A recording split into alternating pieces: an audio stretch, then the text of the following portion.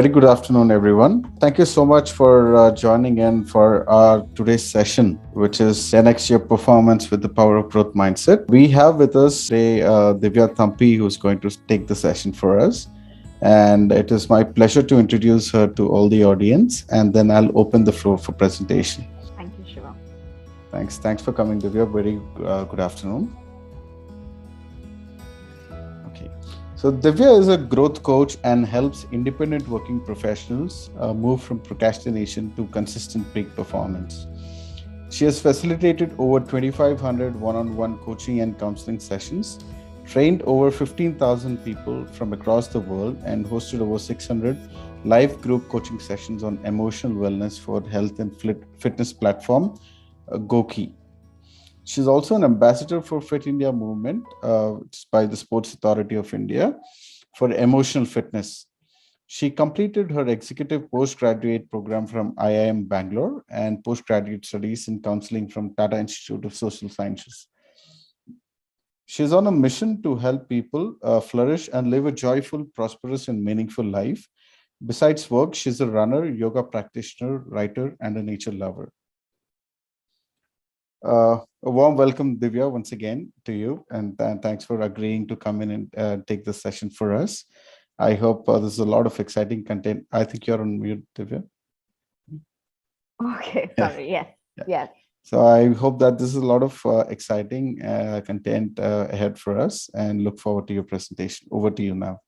Thank you so much, Shiva, and a very good afternoon to every one of you. Thank you so much for being here. So I'm going to take a moment to share my screen with all of you.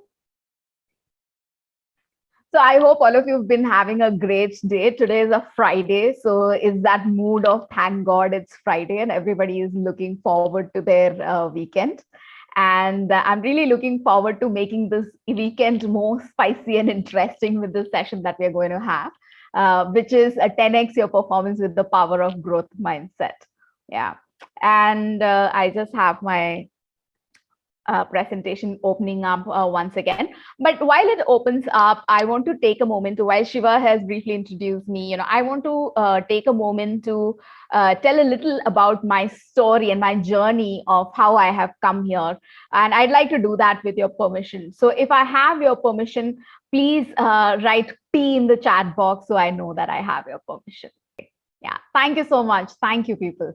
So my name is Divya Tapi, as you already know, and I have been, I started off as an employee. I started off as a hotelier, in fact, and I worked for about close to 6 years in hotels.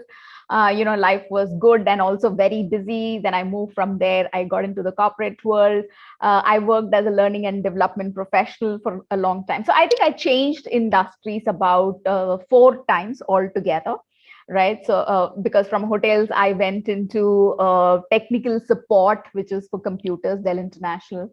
Then I worked with, other organizations. The last that I did was I worked with an automobile company. And I spent about 16 years working with corporates. And then I said, okay, maybe I should do something on my own, because that had been on my mind for a very long period of time. So I decided that, if I've been doing this learning and development for so long, it should be reasonably easy for me to become a consultant, with so many years of experience, so much of exposure, all I need to do is like get out there, tell people that, hey, I'm doing this. So people would actually line up to, take me in and hire my services. But that was not the case. In fact, the first couple of years as a consultant, I really, really struggled. I struggled in a way that I would have never imagined possible. And it really made me question my capability. It made me question my skills, not a very pleasant time.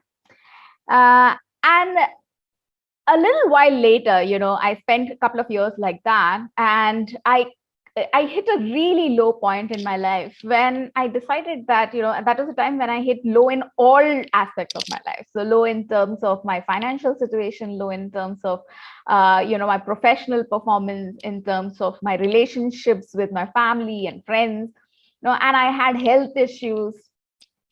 So, and I also happened to be in a hospital at that point of time. I had been admitted in a hospital for dengue, for a severe case of dengue. And while I was recovering for about a month back in my hometown, I had a lot of time to think and reflect on how I was living my life. And I decided that, I was really not okay with how I was living my life. This is not what I had foreseen for myself. So I read a lot. I had a lot of discussions with people. I took a lot of time to do a lot of self reflection, went into the path of spirituality, did a lot of experiments, and really went into a lot of training and coaching programs. I also did counseling. In fact, I went on to study counseling after that, and I went on to become a emotional wellness coach because that topic was very close to my heart. Uh, During this time is when I came across this book called Growth Mindset, or Mindset, it is called, in fact, and it is written by this lady called Carol Dweck. And the first time I read it, I found it quite fascinating, and I kept it aside. I read hundreds of books, and then a few years later, and thing is that with all the effort that I put in, I started to see some results, you know and that is when things started turning around a little. I kind of started doing a lot more of programs. I went into emotional wellness, and I was doing a lot of coaching programs. I did a lot of videos and group coaching sessions, which is what Shiva was talking about. So till date I've done close to about 2,500 coaching and counseling conversations, and a lot of group coaching sessions. But in all of this, I also struggled quite a bit along the way. And then I once again came across this book on mindset, and I read it again a second time, and I didn't recall a lot of the details. But this time, I took a small quiz that the author had given in the book. And I was really devastated to find out that I actually fell into the fixed mindset category. Okay, because there are two kinds of mindsets. And I was very surprised and very disappointed because I wanted to be very desperately to be in the growth mindset. I had some assumptions about what it means to have a growth mindset. I kind of had declared to myself as well as to everybody else that I have a growth mindset, only to find out later that I had what is referred to as a false growth mindset. So basically, I had a fixed mindset, but pretending to have a growth mindset. Okay. And then I started working on that. And that became the foundation of most of the work that I do today, which is on how can you go on to become a peak performer in your life, where you can 5x your productivity, you can actually have excellent relationships in your life, and enjoy your day-to-day life. So productivity is not just about doing more and getting more and more things done. It is about living a good life, living as per your intentions. Okay. And that is why I thought that growth mindset and how you can use growth mindset to 10x your performance would be a great topic for all of us. Yeah. So if you're excited to know a little more about this topic, do type chat me in the chat box. Yeah. Me in the chat box. Great. Thank you. Thank you, people. So my presentation is ready, and I'm ready to open it right now.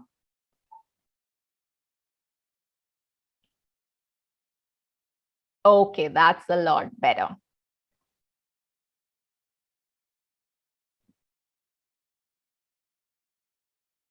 Okay, so thank you, Shreyas, Vasundhara, Venkata, and so many of you who have taken the trouble to write in the chat box. And this is going to be quite an interactive session. So make sure, I will keep asking you questions. And there's a reason why I will keep asking you questions, So let me tell you upfront that my intention of asking you questions and asking you to write in the chat box is not to make you feel like a school student.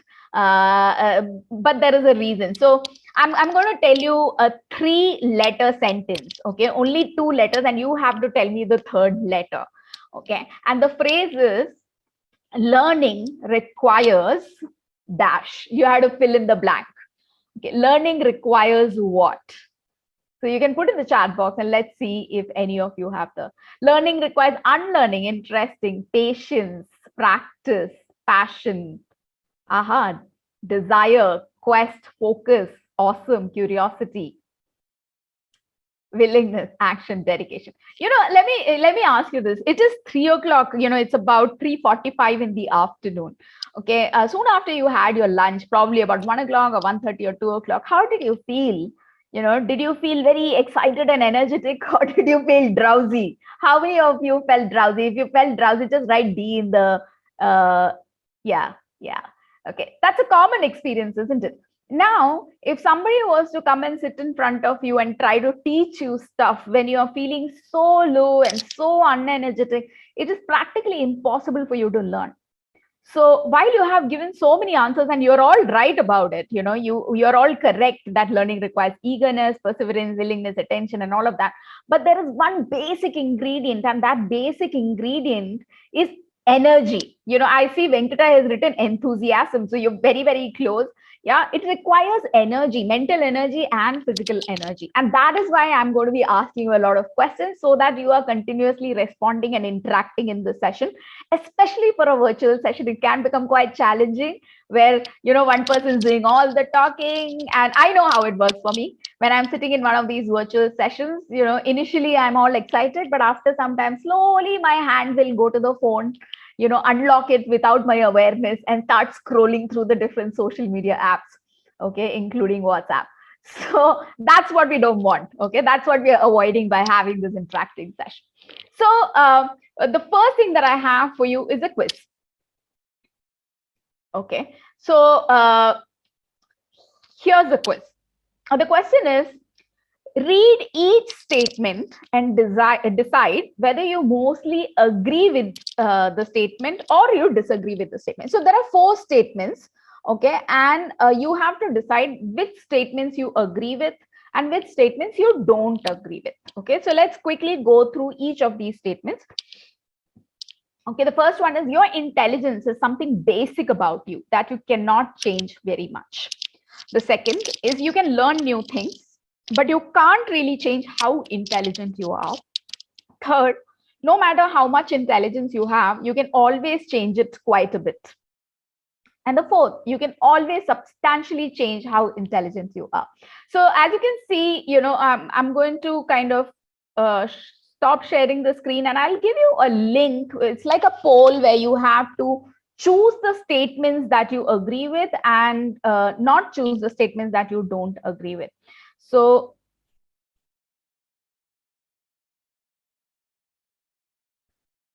yeah, so I see that some of you have already responded in the chat box, but I'd still like you to open this link on your screen, okay, and choose your options there, because then we will be able to see the responses, all the responses together on my screen.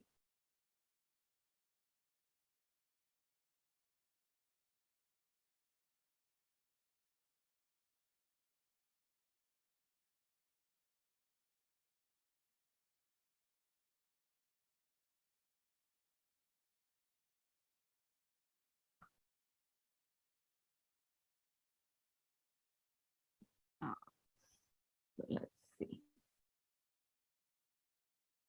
Okay, interesting. Yeah, nice. So we can see that 4 is leading. You can always substantially change how intelligent you are. Okay.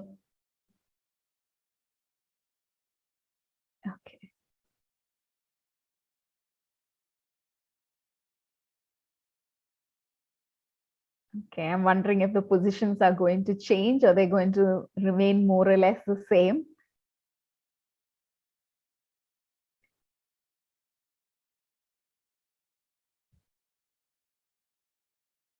Okay.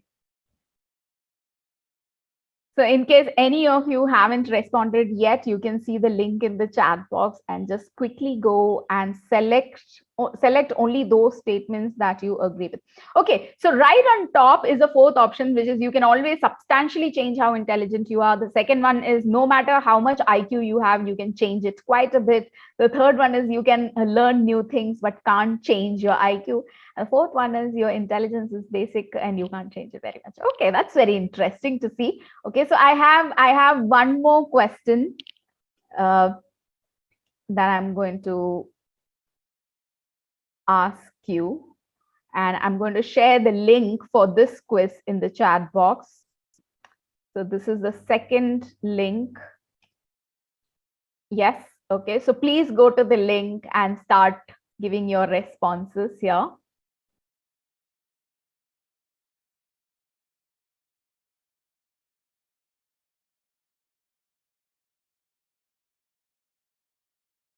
Okay. And I'm not seeing too much of a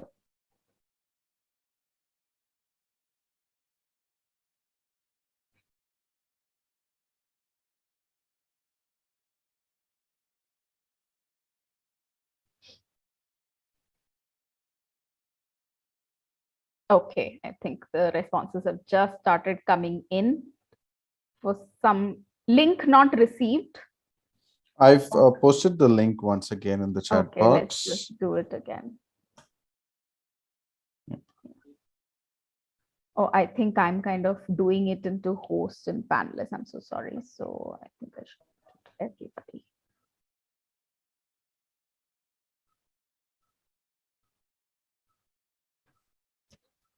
Do you see the responses, Divya? Yeah, it's just starting to come in. Okay. Yeah, yeah.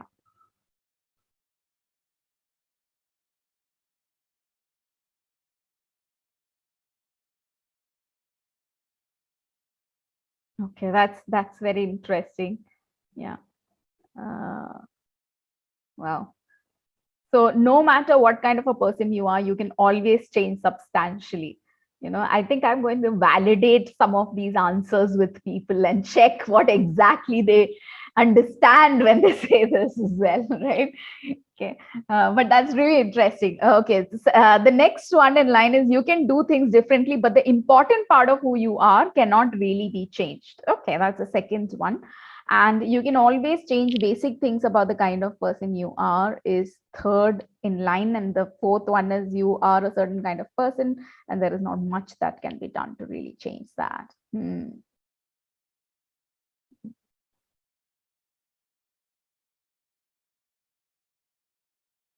Okay.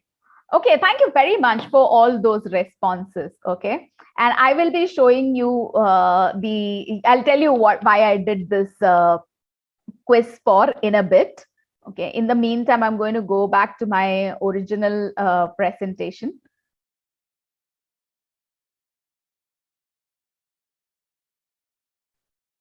Yeah, so I saw that many of you actually responded by saying that you can change the kind of person that you are.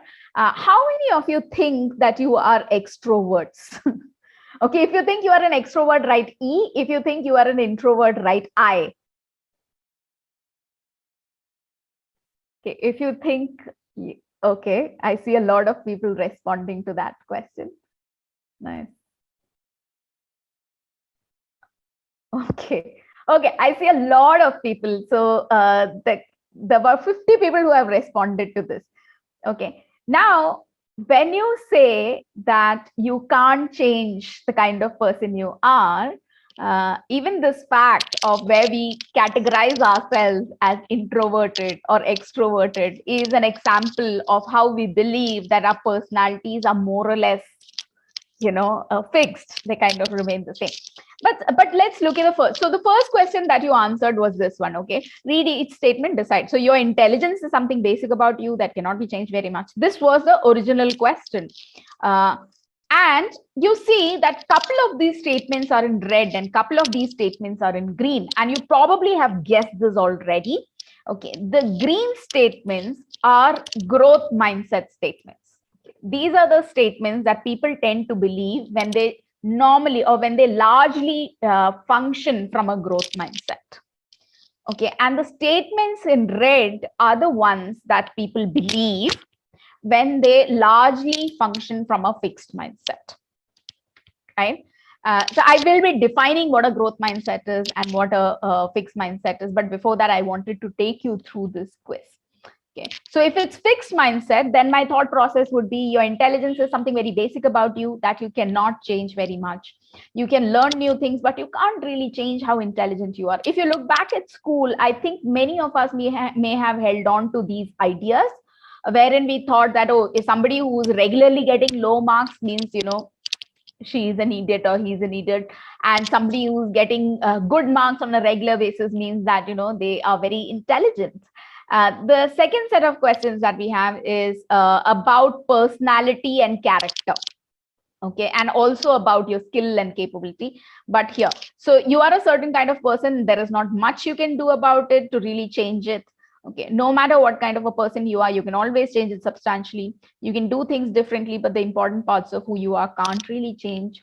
And you can always change basic things about the kind of person you are, right? And in this, we have, you will see that the statements in red are fixed mindset statements, which indicates that if I am a certain kind of personality, and if you look back at how you may have, each one of us may have categorized ourselves, for instance, some of us, we may be telling other people, I am a very thoughtful person, or I'm very forgetful, I don't remember names.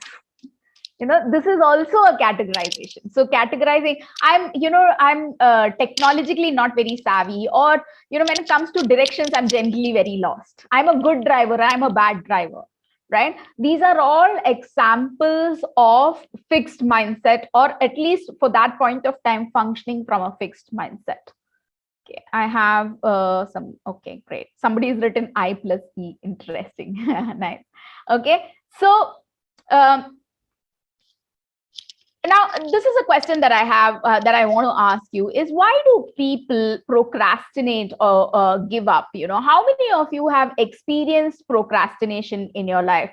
For those of you who may not be very clear about what procrastination is when I know that I should be working on something important, there is something which requires my action because that is more important to me, but I end up not doing that. Instead, I start, going through my social media apps, or I start watching Netflix, or I start doing less important things. I decide that, I should have a call with a colleague instead of completing the project, or, starting working on the presentation that I should be doing on right now.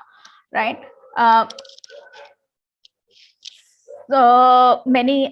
So Uma says that planning to do many things for the day, but plan less for the year. Okay. Postponing, big time procrastinators. So yes.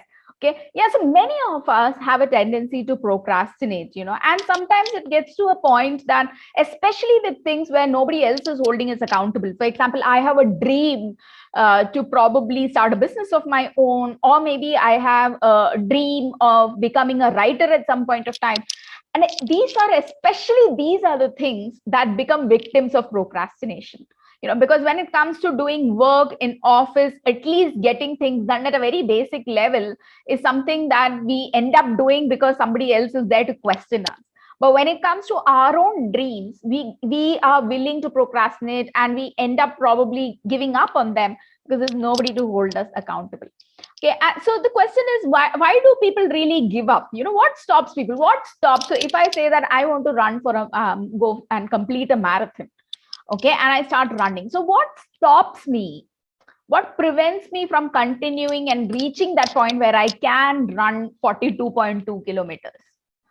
Okay, so let's see. Comfort zone, fear of failure, right? Lack of strong desire, motivation, your own mind, lack of confidence, laziness, lack of accountability, belief, right? Okay, so many different reasons. So what does research say? So research shows that there are 4 reasons why people procrastinate and eventually give up. Okay, in some cases people procrastinate and might get it done, but not to the level of quality that they would have liked to get things done. For example, you have a presentation coming up. It's a very important presentation. It's very important for your growth, etc.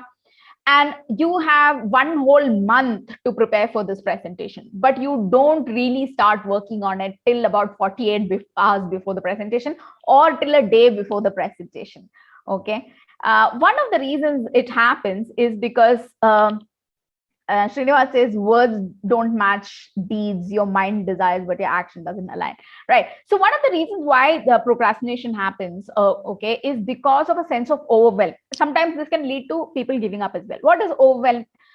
when it feels like there's too much, I mean, I don't know if I can handle it. And overwhelm need not be in terms of too many things to do. It can be that whatever needs to be done feels like it is beyond my capability.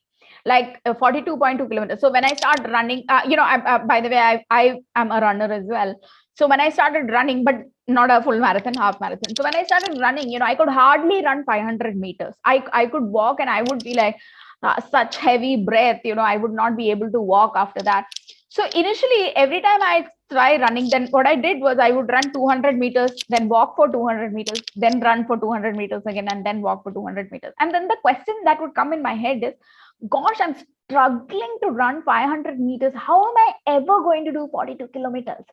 Right? So then that is when the sense of overwhelm comes. It feels like, no, this is too much for me to handle. Otherwise, it could be confusion. Confusion is, where do I start? Okay, I want to write a book, but where do I start? I mean, look at all those books that people have written, they have written such fantastic books. Their language is so good. Their theme is fantastic. Where do I start? So we are comparing, we are looking at, beautifully done things, and we're saying, I don't know where to start, right? Another is, sometimes it is about where to start. Sometimes it is about how do I move forward? I've reached a certain point, but I don't know how to move forward. Another is boredom. Like this is a big one, right? Chandrasekhar says maybe a subconscious mind presumes it won't achieve no matter what. Okay. Anshu says fear of loss. Okay. Indiscipline and malmanagement leads to procrastination. Yeah. We can come to all the characteristics later, but let's look at what is it that you feel. What is a feeling? Because your feelings are what turn into actions, right? So overwhelm, confusion, boredom, and last but not the least is pain. Right, the total discomfort of waking up in the morning if you had to go for your run, the discomfort of sitting and writing even when you are not sure what you should be writing. Okay, the discomfort of starting with a presentation when you're not sure what should go into the presentation, right? So sometimes it can be physical pain, sometimes it can be mental pain. These are the reasons why people give up. Okay, so what this basically tells us is that sorry, my presentation seems to, yeah. The primary barrier to change, see, if you want to grow in your life, if you want to succeed, if you want to become somebody who's really very successful, you have to bring about change. Okay, I can't remain the same person, and I can't keep doing the same things and expect a big difference in the outcomes in my life, right? So if I want to succeed, I have to change. But the primary barrier to change, most people think the primary barrier to change is practical. Like, for example, I'm not technically very savvy, or I don't have all the information that I need. No, but the primary barrier to change is not practical. Okay, anything that requires to be learned can be learned. Anything which is technical can be managed. Anything which requires you to think a lot can be done. But what actually gets in the way is your emotions. Okay, so like the things that you said, what gets in the way is your fear, is your confusion, is your sense of overwhelm, and that sense of discomfort. Okay, and your emotions, because all these things that we spoke about are emotions, your emotions are influenced by your mindset. And let me ask you this question. Okay, if you had to tell me in about 2 or 3 words, what is a mindset? What is a mindset? Okay, so I'm waiting to hear from you. What, according to you, is a mindset? Conviction of thought, set of thoughts, right, attitude, right, approach to a situation, assumptions. Yes, okay, you are right about all of this. So the emotions are influenced by your mindset. And why is it influenced by the mindset? Because mindset is basically a set of beliefs that we hold. And that quiz that you did, each statement is basically a belief. Okay, I mean, as a child, I constantly believed, I think when I say child, from the time I was probably 5 or 6 years old, it was stuck in my head. I believe that a person is either really very intelligent or not so intelligent. That intelligence is something which is very fixed about a person. Similarly, the person is either talented or not so talented. Okay, now your emotions lead to emotions come from beliefs. What are beliefs? Beliefs are basically a set of thoughts. Okay, but these thoughts are like rules in your head. Everything, it's a thumb rule that you function by. You come across people without you thinking about it, you judge them as either intelligent or not intelligent. You come across people, you judge them as either talented or not talented. You come across people, you judge them as either capable or not so capable, right? So your beliefs lead to your thoughts. So for instance, if somebody is slow, okay, and my belief is that if you are slow, that means you are not very intelligent. Okay, then I'm thinking, oh gosh, this guy takes so much of time. And then the feeling that I experience is irritation and annoyance. So you see, your beliefs are basically, they lead to the kind of thoughts that you have, and those thoughts will lead to the feelings that you experience. And by the way, your feelings will decide your actions. Because if I'm trying to do something and I'm feeling frustrated, why would I feel frustrated? See, things can be tough.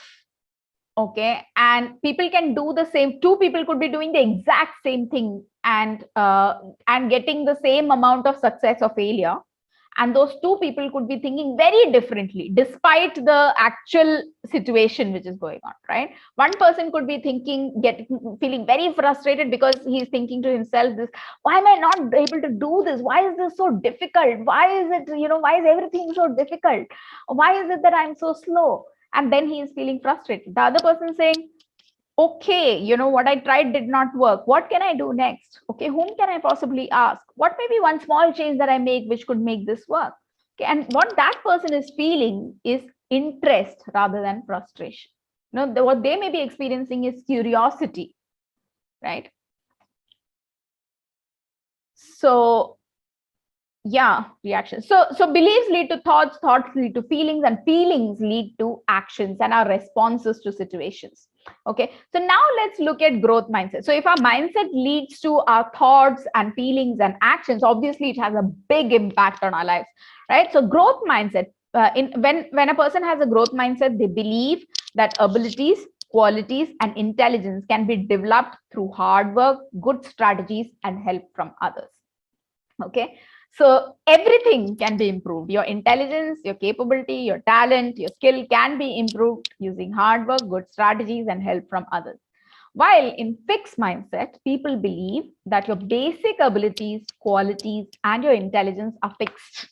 Yeah, that it cannot be changed. And most of us like to think that we have a growth mindset. Okay, but interestingly, we are fooling ourselves. Right.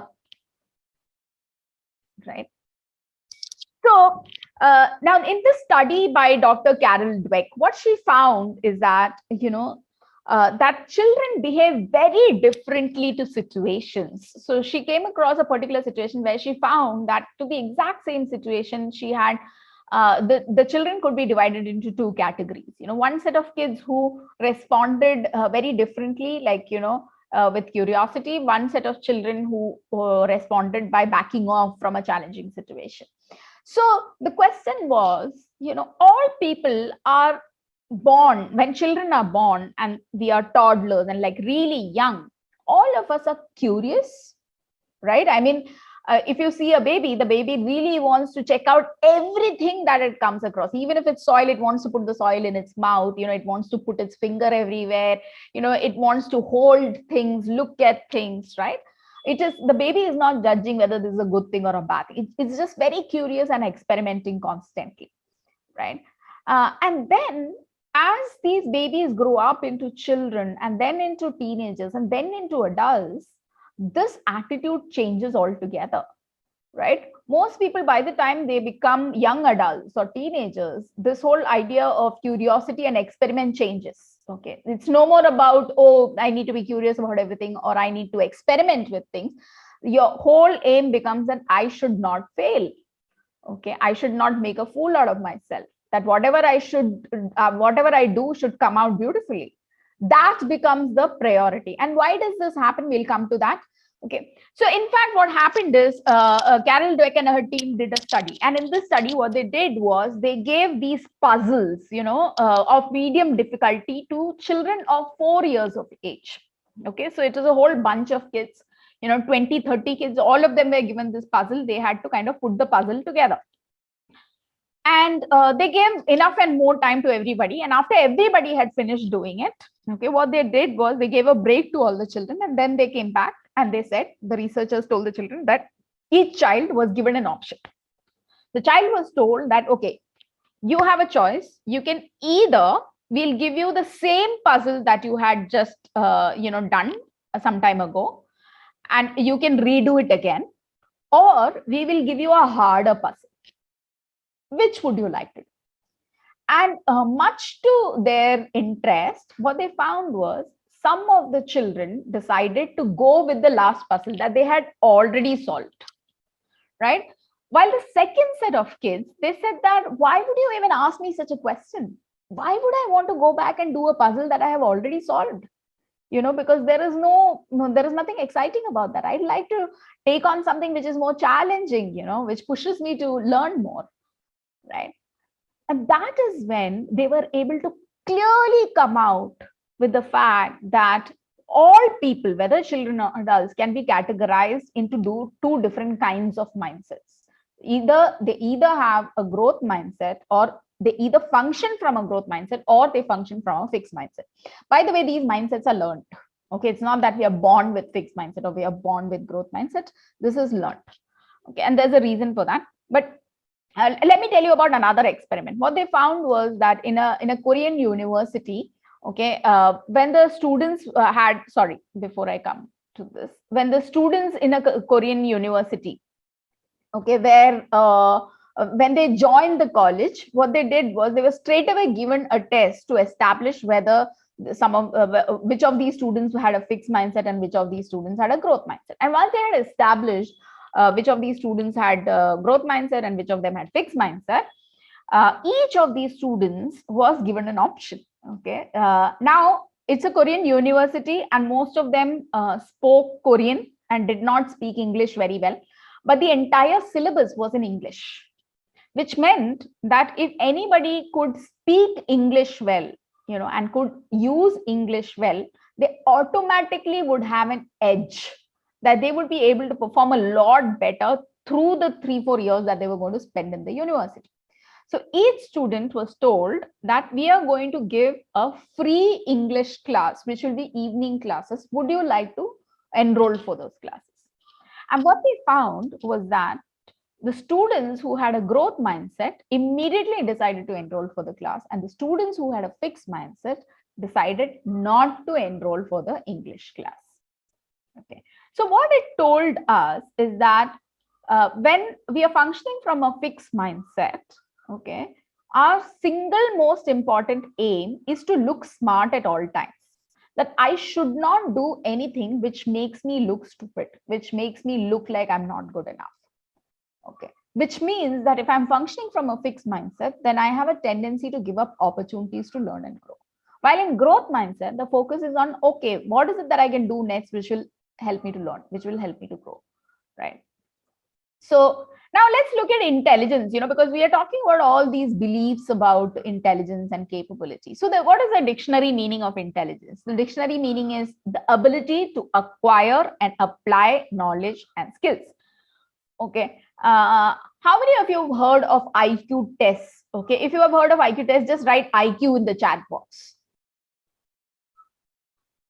IQ. Right. Yeah. So you know about what is an IQ test. So let me just briefly tell you what an IQ test is. An IQ test is where it's like an objective test. You sometimes have multiple choice questions. Sometimes you're given a problem and you have to solve it. And at the end of that entire paper, once you have completed it, you will get a score. Okay. And the score could be anywhere from 70s to 140s. And apparently, so it's a test to see your analytical capabilities, your comprehension capabilities, your three-dimensional thinking capabilities, and all of that. And that is what is considered as intelligence. Okay, so IQ test, if people, and generally it is understood that if somebody has an IQ of below 80, then mentally they are a little so-called retarded, and if somebody has an IQ of above 120, then so anywhere between 80 to 120 is like an average IQ. Above 120 is supposed to be above average and above 140 is supposed to be like genius kind of, exceptional intelligence, right? Now, all my life personally, I've heard about IQ tests, and I mean, at least since I became a young adult, I'm aware of the IQ test. I've given some IQ tests. I've been very pleased with my IQ scores, and I told myself, oh, I'm born intelligent and all of that. But that happened later. But anyway, what I found very surprising was that the founder of the IQ test, Alfred Binet, okay, he said that with practice, training, and above all, method, we managed to increase our attention, our memory, our judgment, and literally to become more intelligent than we were before. And interestingly, did you know that? So Alfred Binet is a French gentleman, and when he created this IQ test, do you know what his original intention was? His intention was not to check if students were innately intelligent or not. His intention was that depending on the scores that the children had in the school, a low score indicated that the teaching methodologies of the school were not good enough, and high scores indicated that the teaching methodologies of the school were good. So you see, IQ test was not created to measure the innate intelligence of people. It was in fact created to check how well schools were teaching or how badly they were doing it. Okay. Yeah. So, so this is very interesting because in our culture, in our society, we're constantly using not just this word. We think in terms of, people being intelligent or not being intelligent, and replace the word intelligence with talent. People are either talented or not so talented. Okay. But if you look at the highest performers, and I'll speak about that. Okay, we've already spoken about what do they. So if you're talking about talent, okay, then automatically, if we look at some of the world famous performers in the world, they would be all of them would be talented. Okay. And the thing is that most of us like to look at all these stories about overnight talent. We look at a Sachin Tendulkar and we say, wow, he's so talented. Or we look at a Roger Federer and say, oh, this person's so talented. Okay. Or any of these sports people, musicians, and we say, you look at any of the musicians of today, and you look at any of them and you say, oh, Shreya Ghoshal, she's so talented. This word talented is an indication that the person is born with the talent. All they have to do is come out there on the stage and perform. Okay, but that is not the case. Okay, like Charles Darwin, some of you may have heard about him. Charles Darwin was somebody who found the theory of natural selection. He's one of the most well-known scientists in the world today. He was supposed to be a very ordinary child. Okay, there was nothing special about him. He was not supposed to be very intelligent or talented. Then there is Albert Einstein. Albert Einstein, a lot of times we even use this terminology. We say, what do you think you are? You think you are Albert Einstein. In fact, Albert Einstein, the founder of theory of relativity, was supposed to be a slow learner. As a child, he was seen as a slow learner, So by conventional definition, he was not intelligent. Okay. Amitabh Bachchan, you know about him, when he went for his first audition to a radio station, which is All India Radio, he was told that your voice is so bad, you should never even try again. Okay. So if we like to look at an Amitabh Bachchan and say that, oh, he's talented, he has a great voice. No, he wasn't born with a great voice, which is supposed to be a great talent. In fact, he was advised not to use it again. But what he did was he put in a lot of effort and work on it. Right? So what is this fixed mindset? Fixed mindset is this whole thought process that we have to get things perfect the first time, every time. And this is such a barrier to growth. This is such a barrier which prevents us from being able to do our best, which prevents us from being able to perform to higher levels, which prevents us from, growing and succeeding in areas that we want to grow and succeed in. Okay, so let me just look at some. Yeah, Michael Jordan is another example. Edison, Picasso. Thank you so much for sharing that, Chandrasekhar. Lavanya says that IQ test, okay, that would mean that all students would score equally if exposed to the same system of education and IQ test.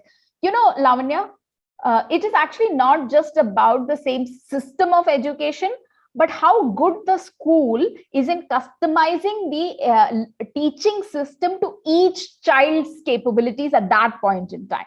So in fact, I forget the exact example, but in one of the schools, this was in Switzerland, if I'm not wrong, in one of the schools, there were these students who came from unprivileged backgrounds, and we are talking about second and third grade students who were considered as losers, because they were very slow, incapable of reading at the speeds that other children were reading. So one of the teachers, one of the people who believed that every human being has a potential, took out all these students who were supposed to be absolute low performers, and the schools were very happy to get rid of these children. So he promised parents that he was going to really take care of these children and make sure that they did well. And he took them to his own classroom, and he taught them in a very different way, such that by the time that they were in grade 4, okay, they were reading Shakespearean work, and they were able to explain and articulate and write essays, and they would read all these classics because they really wanted to read these classics, and they were able to speak a language that children in the 10th grade were not able to do. And we are talking about children who were supposed to be absolute losers in second and third grade. Okay. So it's really not about the school, whether the school has a standard system which works. It is about the teaching system. Does the teaching system adapt to each child's capabilities and teaches in a way which such that each child is able to, apply their intelligence and move forward? Okay. So when we are functioning from a fixed mindset, Super 30 movie, Kirti, thank you. Yeah, I think I've only heard about it. I haven't seen the movie. Credit should be given to that passionate teacher. But what we are saying is that every single person is innately capable. And if I believe, if I have this mindset that if I put enough effort, if I if I try out different strategies and I'm willing to take help from other people, then I can succeed in any area in my life. Okay.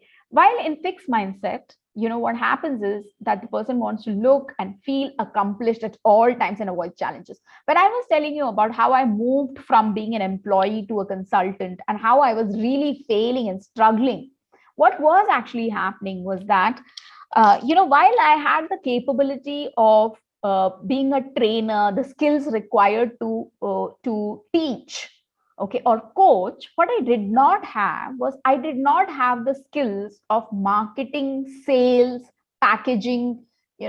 These are skills I did not have, and I was unwilling to even. First of all, I was not aware that these were skills which were really required. Second is I was unwilling to acknowledge that I did not have some of these skills. I was functioning from a fixed mindset, so my expectation was that I am a good trainer. So as soon as I step out and tell people that, hey, I'm running a training, people should come running to me and say, oh, wow, Divya is training. Let's just enroll for her program. Right?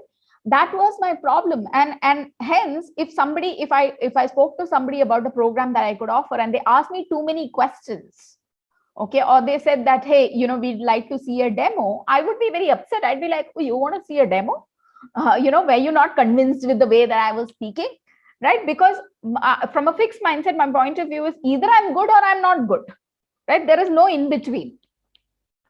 Yeah. And there is no space for imperfection. There is no space for trial. There is no space for learning, because when you're learning, it's like when you're learning to drive a car, you don't get into the car on the first day and because you're talented, you start driving exceptionally well across the crowded streets of the cities.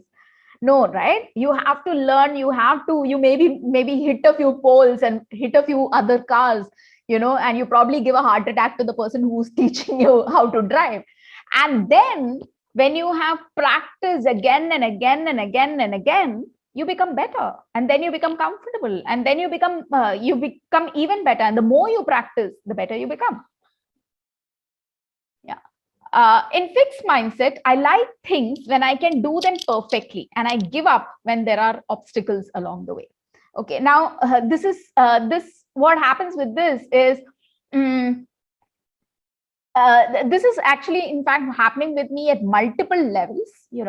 And I've seen this happening with many people with whom I have worked as well, wherein let's look at a very simple example. One of my cousins came up to me and told me that her daughter, who was 9 years old, she was a studious kid, studied very hard. She liked going to some tuition classes. She was enrolled into all kinds of tuition classes, and she did not like going to some tuition classes. She liked going to those tuition classes where she was the topper, where the teacher thought of her as special, and she did not like going to those tuition classes where there were others who seemed to do better than her, and she was not the topper and she was not perfect, right? uh, Now, so this was a typical case of fixed mindset. Okay, and can't blame the child. In fact, she lives in a society. We all have studied in schools where we have constantly been asked to focus on scores, scores, scores, scores, scores. Okay, it didn't matter whether you enjoyed studying that subject or not, whether you were interested in that or not, whether you were taught in a way that was useful or not. Okay, but it was all about just somehow get the scores, right? And if I'm not able to get scores perfectly the first time or the first few times, it means that something is innately wrong with me. That's a fixed mindset. Demoralized by successful role models. So if I'm functioning from the fixed mindset and I see other people who are doing well in the same area as me, if I see a manager, I'm a manager, and I see another manager who's very popular, who seems to be very patient, and people like working with her, then the first thing that I'd experience is jealousy, and I'd also not feel good, because then I'd feel like, oh, I'm not good enough. Looks like that person's always getting all the right answers, the right people, and the right acknowledgement and admiration. Sachin says, please don't drive. The fear of starting is often based on the cost of failure. Yeah, so yeah, I'll come to that about failure. Okay, and what fixed mindset also leads to is it leads people to blame others and cheat if required.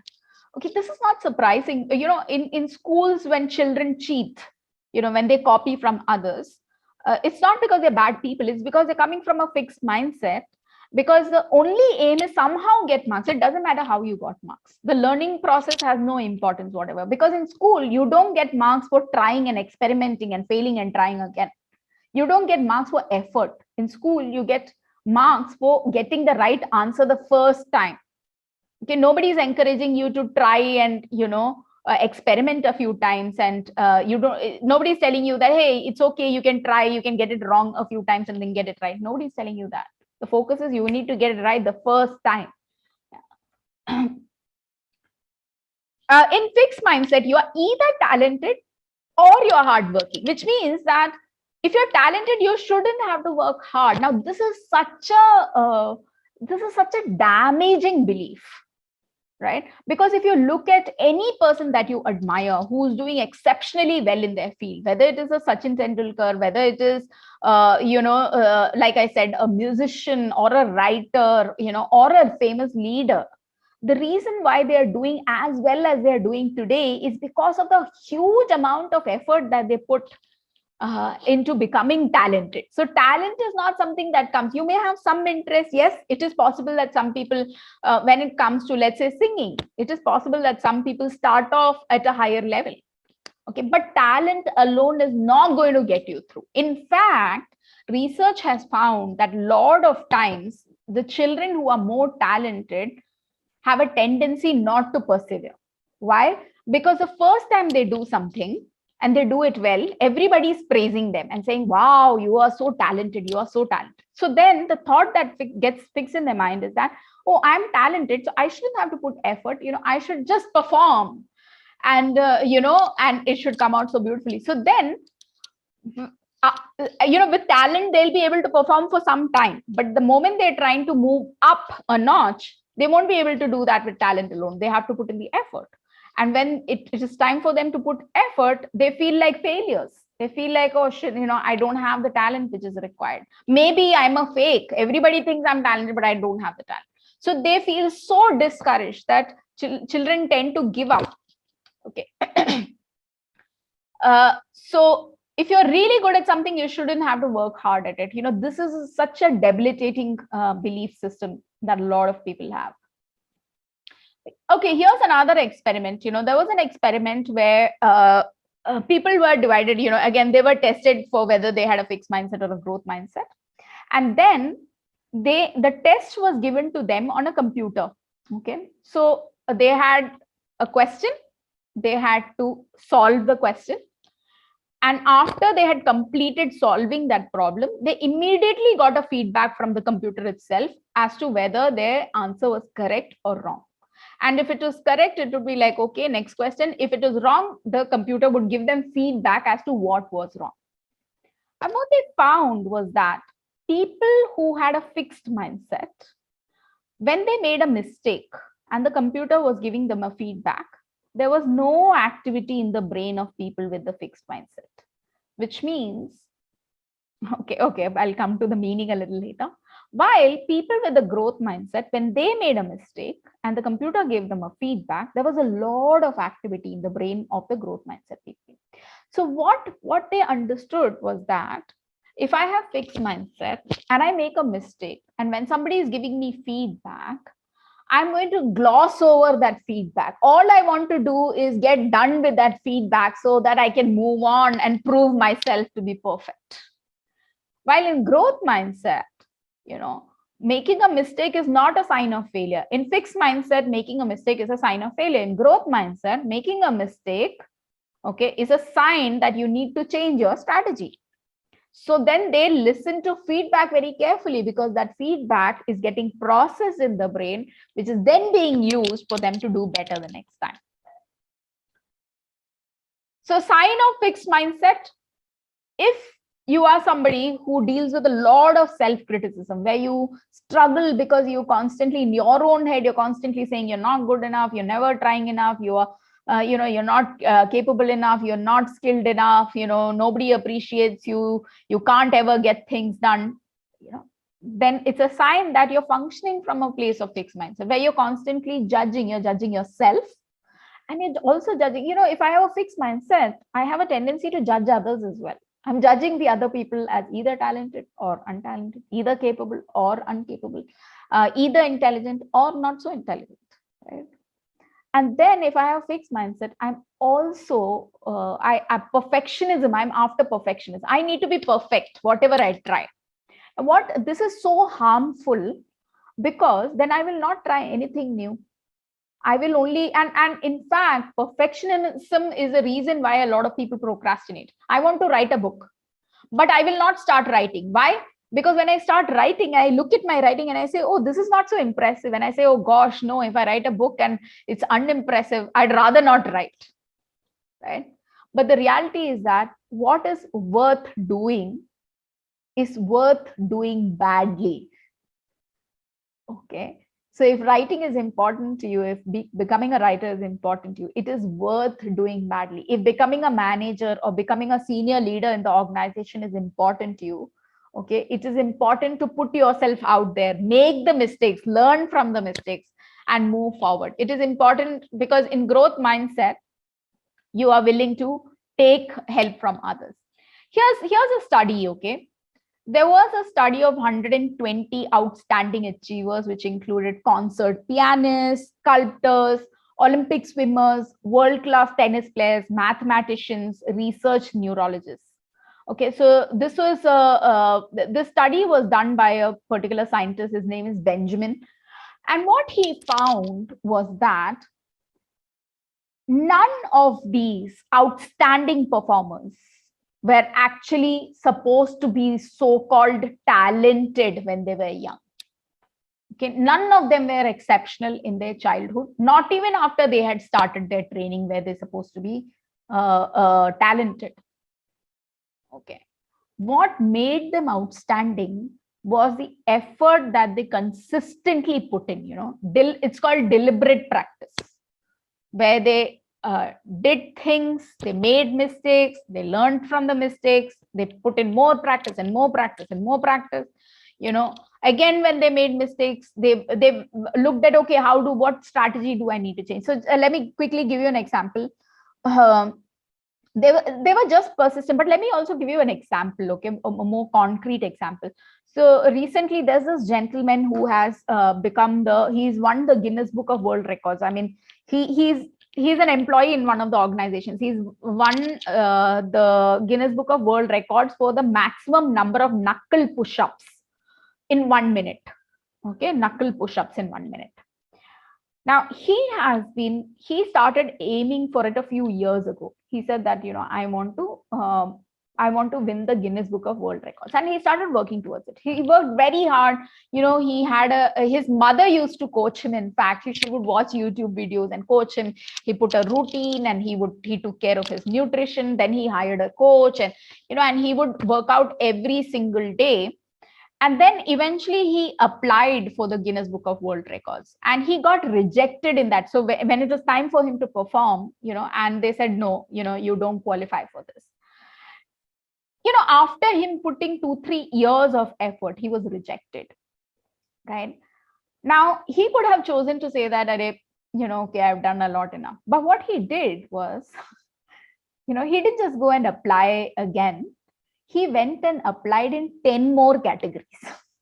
Okay, so he changed his strategy. He said that, okay, if I'm not able to get a Guinness Book of World Records in one category, why should I reduce my chances by applying in only one category? I will apply in 10 categories. And he started practice. So when I say 10 categories, there's something, I think there are different kinds of push-ups. There are 10, 15, there's diamond push-ups and something else and something else.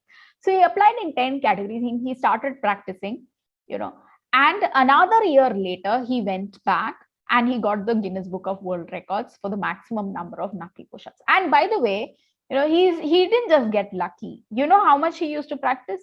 He used to do 500 knuckle push-ups, 500 push-ups in the morning and 500 push-ups in the evening.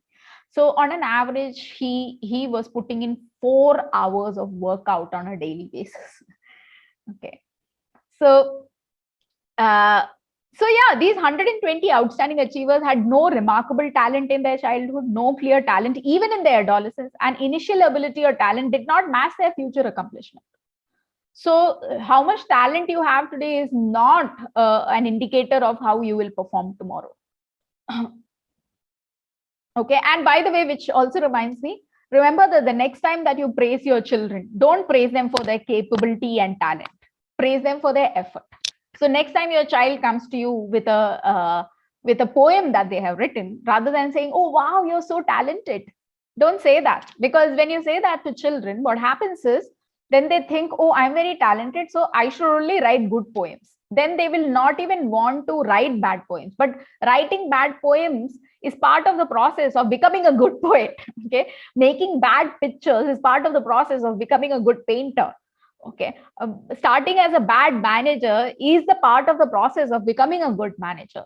Starting as a bad leader is part of the learning process of becoming a good leader. Okay, and this applies to everything. So what the study basically showed is what any person in the world can learn. Almost all persons can learn, right? Yeah. So the world can only be divided into learners and non-learners. It is not about, intelligent and non-intelligent. It is not about talented or non-talented. It is only 2 categories, learners or non-learners. Okay. So what do growth mindset people do differently? They aim to learn and grow by taking on challenges. Their focus is on making progress. It doesn't matter if they fail again and again and again. Every time they will look at, okay, what can I learn from this and move forward. They're inspired by role models. Okay, they take responsibility. So if you are, you yourself are an employee, you are like a team member, or you are a manager, okay, and you goof up. Okay, you do something as a manager, you speak to a team member, which is not the typical behavior of a good manager. Don't beat yourself up for it. Okay, reflect on, okay, what did I do, and what are some things that I could do differently if such a situation was to come up again. Okay, another thing that you would say is, okay, how do I know what to do? So you may actually reach out to somebody else who is a great manager, or somebody who's a leader and who's supposed to be, who's already established as a good leader, and go to them and share your experience and ask them for advice, and be willing to take that advice and apply it. Right? So and if we are functioning from the growth mindset, when we see people who are better than us, we are inspired because we feel that if they can do, then even I can do. In fact, that is the difference. So when next time you start experiencing jealousy, just remind yourself that, hey, because you, by changing the thought in your head, you can change the feeling, right? So if you're telling yourself, oh gosh, they are so good, okay, you will feel jealous. They're so good, and without actually saying it, you're saying that, and I am not as good. That's when you feel jealous. But when you look at somebody and say, wow, they're so good, I should really learn how they managed to do that, then you feel inspired. Okay, and when we are functioning from growth mindset, we take responsibility. So the difference in growth mindset and fixed mindset is in the way we deal with challenges, the way we deal with obstacles, the way we deal with effort, the way we deal with criticism, okay, and the way we deal with success of others.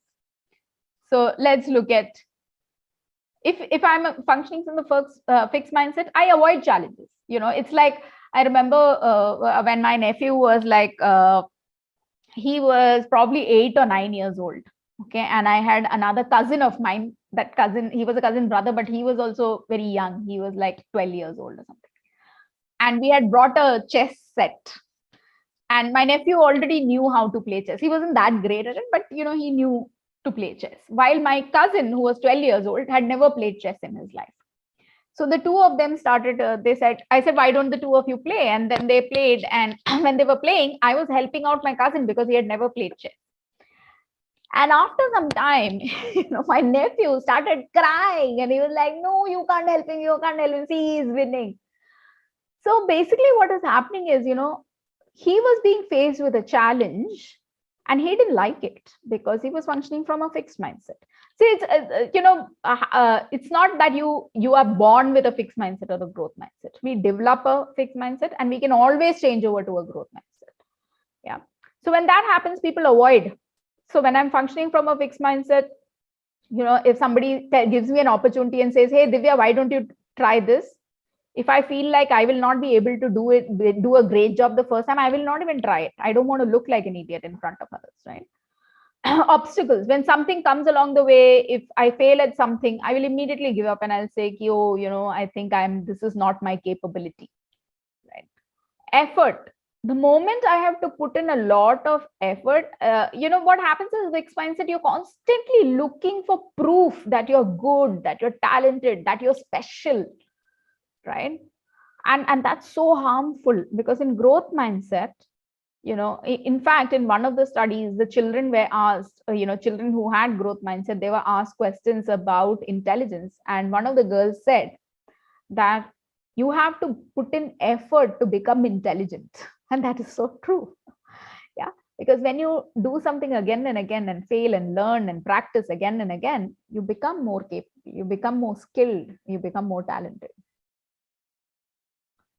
And similarly about criticism and success of others, again, if you may want to reflect back, when somebody gives you feedback and tells you you didn't do a good job, how do you feel? If you feel very pained and you cry and you feel horrible, chances are you're functioning from a fixed mindset right now. Okay, that's all right. That's all right. Awareness is starting point of change. Okay, next time somebody criticizes you, remember that criticism is about the work that you did. Yeah. You as an individual are worthy of love and respect, and you're worthy of it now. Okay, not when you get a promotion, not when you get married, not when you become the best wife or the husband under the sun, not when you lose weight. No, you're worthy of love and respect right now. Yeah. So this is the main difference. Fixed mindset is totally focused on performance. I want to perform straight away, while growth mindset is about learning orientation. Okay. So it's quite simple. How do you, every time you experience judgment about others, judgment about yourself, or experience the need to be perfect at whatever you do, remember that is a sign that you're coming from a place of fixed mindset. And how do you shift over to a growth mindset? Simple. Already, right now, after this session, there are already things which are going through your brain.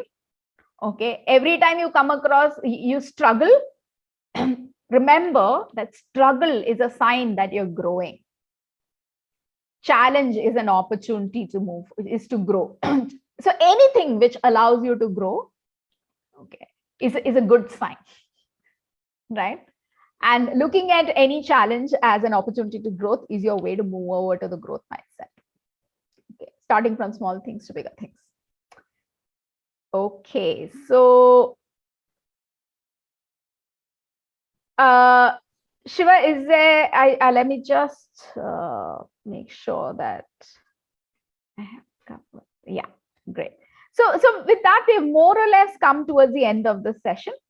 Yeah. Yes, Divya. So thank you so much. It's a great presentation. I was about to say that going forward, whenever we look at challenges or any of the things that are coming into our mind, we'll now go through a filter after this session that whether this is going to come under a fixed mindset or a growth mindset. Yeah. So that's something that we will go ahead and start doing. Yeah, I sure. So that's what I do these days. Yeah. So for all the audience, we are launching a poll right now for a feedback. This poll is very important for us to design and bring forward programs like this. Request everyone to take a few minutes and give your opinion. The poll is now launched. Please request everyone to give your valuable feedback on the poll.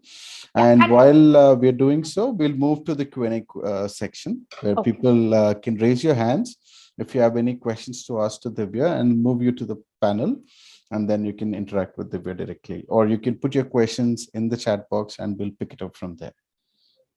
Okay.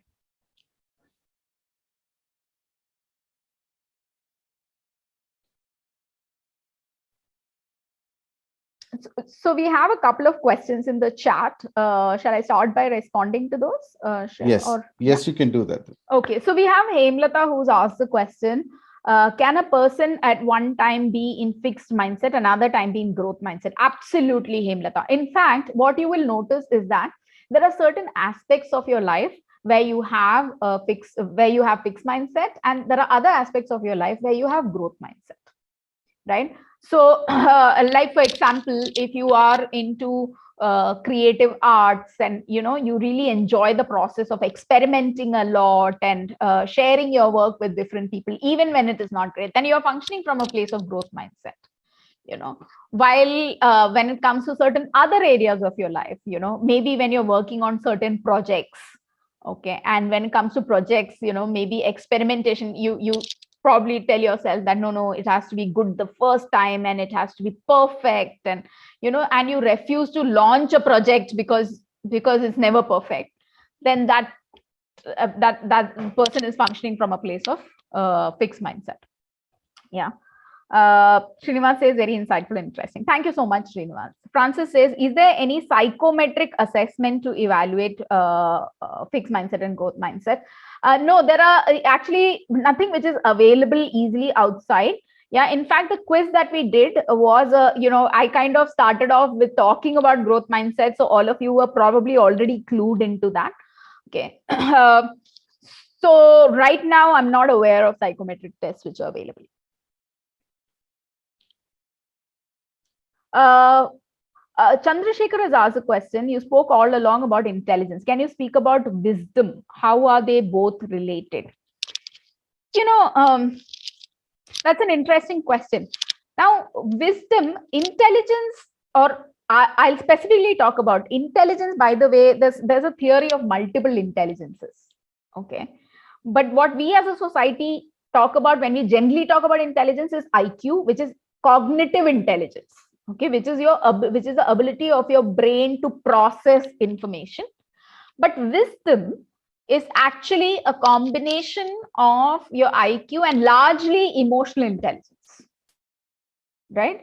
Wisdom is being able to see that there is a mistake or that something needs to change, but having the foresight to keep quiet in the moment so that you don't end up making the other person feel small or insulted. Okay. So wisdom is a combination of the knowledge that you have plus the emotional understanding, the thoughtfulness of when to apply that and when not to apply that. Yeah, that's a great answer, Divya. So we have we have a raised hand from one of the attendees, Abhishek Mishra. I'm just moving him to the panel. Abhishek, if you can hear me, you can unmute yourself and ask Divya your question. Hi, Abhishek. Abhishek Mishra. Okay, in the meanwhile, we can take the questions that are in the chat box. We have another question from Rajesh, how to overcome negative mindset. So Rajesh, I'll talk about a fixed mindset. Okay, because negative and positive are very generic, and see, as human beings, as long as you're a human being, you will experience negative emotions. What I mean by negative, I mean unpleasant emotions, and unpleasant emotions are not necessarily all negative. Okay, for example, I may experience disappointment, I may experience sadness, and each of these emotions have a role to play. Okay. So in a fixed mindset, my belief is that I should, at all costs, I should try and avoid experiencing unpleasant emotions. Yeah. At all costs, I should look good in front of others. While, so I'm replacing your negative mindset with fixed mindset and so-called positive mindset with a growth mindset. The growth mindset is where I'm all right to be wrong. I'm all right when somebody comes up to me and says that, Divya, the presentation that you made was not so great. Yeah. It's not that I will not be disappointed. Even with a growth mindset, I could be a little disappointed because I may have put in a lot of effort. Okay. But I'll very quickly, immediately look at, okay, this is an opportunity for me to grow. So I will actually turn around and ask the person, hey, thank you for sharing that. Could you give me some very specific feedback? What about my presentation did you not like? Was it that, there were not enough examples, or was it that the visuals were not good enough, or you thought I was speaking too much? It would really help me if you gave me specific feedback so that I could use it. Right. So really remembering that you as an individual, no matter where in your life you're worthy of love and respect. Nobody has the right to disrespect you, not even you. Starts with that, right? Because see, once that is out of the way, then what is the problem? Because I can keep trying, and if things fail, it's okay. It's not about my self-worth anymore, right? Okay. So to enhance growth mindset. Yeah, no worries, Abhishek. We will actually we'll come to your question in a bit. Hemalalita says, can you suggest some more? Yes. So Hemalalita, one of the things that you can do is anytime things don't work the way you want them to work. A lot of time what happens is most of us have a tendency to ask this question inside our head. Why do I do this? Why does this happen to me? Why don't I ever get things done? Why am I always late? Has anybody asked this question? If you have, you can put me in the chat box. Yeah, it's like a self-flagellating, beating yourself up kind of thing. You can replace the why question with a what question. So rather than saying, why does this happen? Why am I like this? Because that question is not useful. You ask a question saying, what is the smallest next step I can take to move towards my goal? Okay. So for instance, you wrote a report, you put in a lot of effort to put in that report, and then your boss told you that, that report was not up to the mark. So you can either ask saying, why does this happen to me? Why is he always like this and all of that? Or you can pause and say that, okay, what is the next smallest possible? So that could also mean, if you say, what is the next smallest possible step that I can take to move towards your goal, towards my goal? What is your goal in the first place? Your goal is to produce a good report, is to be able to resolve your client's problem, is to be able to perform well consistently, right? So this is an opportunity for you to probably ask your boss and say that, hey, thank you so much for the feedback. Could you give me some specific feedback so I'll make those changes so that I can make those changes and make this report better. Right. And So Divya, Abhishek had a mic issue, so he also typed his question. Yeah. So his question was, what daily steps should be taken to move towards growth mindset as the surrounding is always bogging you down? That's a very good question. In fact, one of the things that I have personally done is, Abhishek, to keep a list of fixed mindset approaches and growth mindset approaches in front of me and stuck them. Okay. So I have it in front of me. So I have a fixed mindset. I'm good at things or I'm not. It's a fixed mindset. Okay. The opposite to that is a growth mindset. I can learn to do anything that I want. Right. So even if you write those statements about, what we had in the quiz about intelligence is not a fixed thing.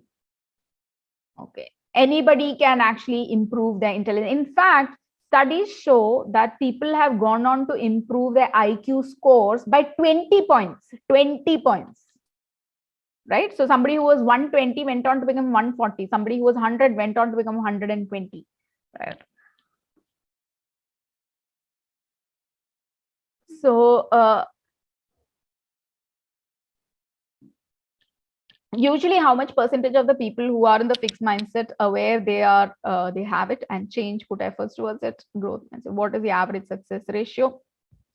Which factor plays a significant trigger for this transformation, self-motivation or external influence?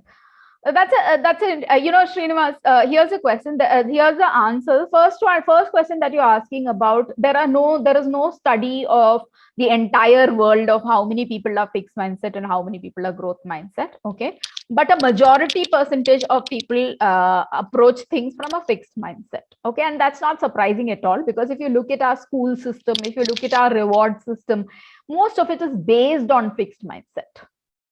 Right? She's a first rank holder, he's a topper. Even when it comes to recruitment, sometimes in organizations, it's about, we take people who are the most talented, and it puts undue pressure on the people who are getting recruited. Yeah. And it leads to what is called a group think. Okay. Group think is where you believe that your leader, the person who knows answers, knows all the answers. So nobody will actually argue or nobody will come up with a different point of view. Okay. As a result of which, even if it's a bad idea, everybody goes with the bad idea, and that can lead to, some of the companies actually going down.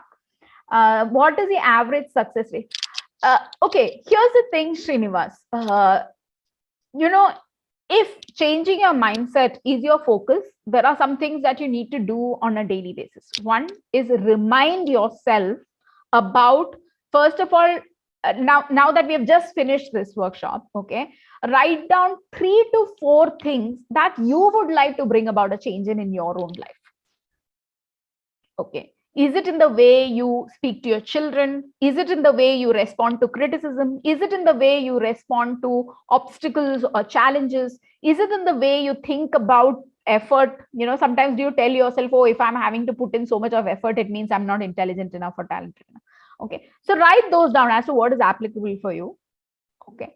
And start your day by looking at those and starting with the intention that as and when things happen, I'm going to flip my thought process on a daily basis. Right? So it starts with that. Okay. And anybody who tries persistently, they will succeed this, because there is nothing called a failure, right? That whole process of where either you fail or you win is also coming from a fixed mindset. Yeah. You may not succeed right away. You may not get the results immediately in a week or 2 weeks, but you will start seeing the results if you persist. Yeah. And yes, it helps to have other people who are also interested in growing. So are you keeping your focus on growth all the time in your personal life as well as professional life? For example, you may think of yourself as a great father maybe, but start looking at, maybe ask your child for feedback. What are some changes they'd like to see in you? Right? I live with my parents, And once in a while, I ask them for feedback, and then they ask me to bugger off. Okay. But I've noticed that they actually give me feedback when I'm not asking them. Okay. When I give them unnecessary advice, and then my mom says that, enough of that feedback. Right. So it's something for me to think about as to, okay, this may be an opportunity for me to be kind rather than to be correct, rather than to prove my point. How do you respond to constructive criticism? You start by thanking the person who's given you. See, first of all, criticism, whether it is constructive or not, is decided by you. Okay. Obviously, there will be times when you are criticized, which is not particularly useful. So choosing not to pay too much of attention to that.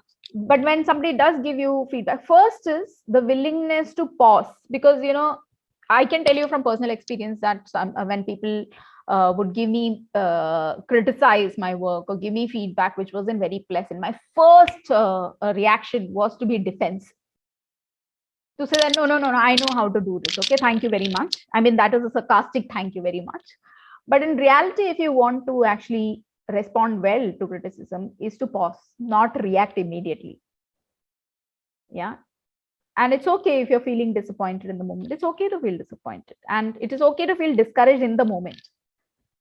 And maybe you don't want to, you're not in the frame of mind to immediately ask for feedback. That's also okay. In fact, you can pause, think a little about it, write it down, maybe go back to that person and say, hey, earlier, you gave me some feedback. Yeah, I really appreciate that. Could you tell me a little more in detail with examples? That's a great way to respond to criticism. I want to quickly just share the link to some of the places where I am there, in case you'd like to follow me on social media, because I keep sharing some tips and techniques on productivity, on performance, on your mindset. Okay, so I just want to share that as well. I'm going to share the link to that. Give me a second.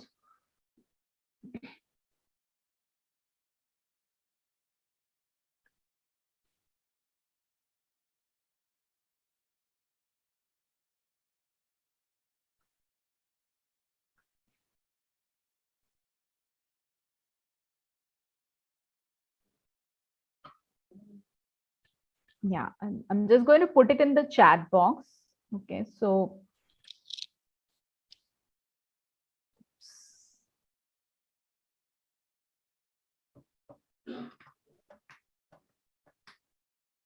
sorry, give me a second. Okay, may have to type this out.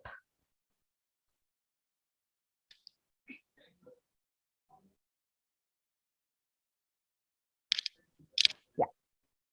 Okay, so that's a link where you will find the links to all my social media accounts, and also a 5-day webinar that I run,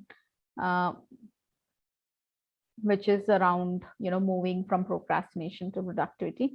Yeah, I think great. Let me see. Are there any questions that I have missed? Yes, Abhishek is asking for a list of books that you would. Correct. Okay, so one of the books is Mindset. So let me also actually show you. Okay, so this is the book. It is by Carol Dweck. There's another book called Grit, which is by Angela Duckworth. Yeah, these are some direct applications of what we're talking about, right? And then there are a lot of other books which approach it indirectly.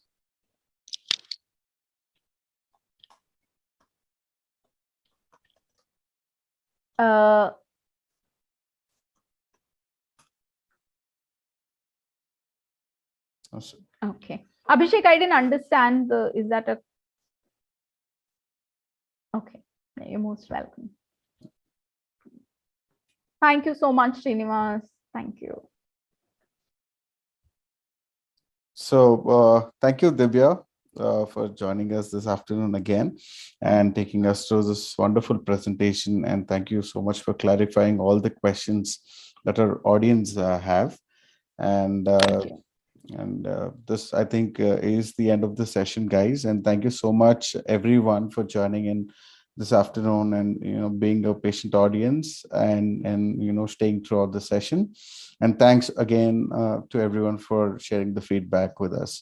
Look forward to another session on the coming Friday with you, and you will receive the link to the recording of this session if you've missed the session, and also the registration link to the upcoming session.